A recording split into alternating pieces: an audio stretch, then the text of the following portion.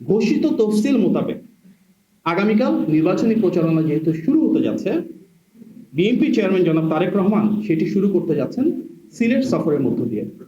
তিনি আজ রাত 8:15 বিমান যোগে সিলেটে পৌঁছাবেন।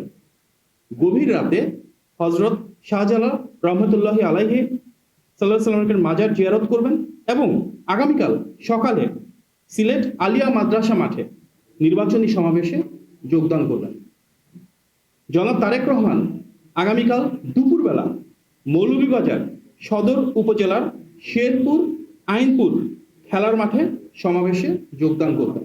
যাত্রাপথে হবিগঞ্জ জেলার শায়েস্তাগঞ্জ উপজেলায় প্রস্তাবিত নতুন উপজেলা পরিষদ মাঠে সমাবেশে যোগ দিবেন।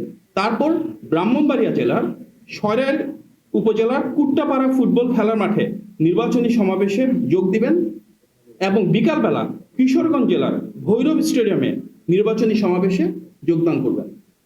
এরপর যাত্রাপথে তিনি নরসিংদীর পৌর এলাকা সংলগ্ন নির্বাচনী সমাবেশ হয়ে নারায়ণগঞ্জ জেলার 2500 রূপগঞ্জ গাউছিয়া এলাকার সমাবেশে যোগদান করবেন এবং তারপর গভীর রাতে গুলশানস্থ নিজের বাসভবনে ফিরবেন ইনশাআল্লাহ। এই লক্ষ্যে ইতিমধ্যে আমরা সংশ্লিষ্ট প্রতিটি জেলার প্রশাসক তথা রিটার্নিং অফিসার, যার মাঝে রয়েছে সিলেট, সুনামগঞ্জ, মৌলভীবাজার, হবিগঞ্জ, ব্রাহ্মণবাড়িয়া, নরসিংদী, নারায়ণগঞ্জ এবং ঢাকার সংশ্লিষ্ট পুলিশ বিভাগ এবং অন্যান্য কর্তৃপক্ষকে চিঠি প্রদানের মাধ্যমে অবহিত করেছি। সকল রাজনৈতিক দলের কাছে আমরা আহ্বান জানাই, নির্বাচনী আচরণবিধি পূর্ণাঙ্গ প্রতিপালনের মধ্য দিয়ে যেন বহুল আকাঙ্ক্ষিত নির্বাচনে জনগণের আকাঙ্ক্ষা এবং প্রত্যাশার প্রতিফলন ঘটে।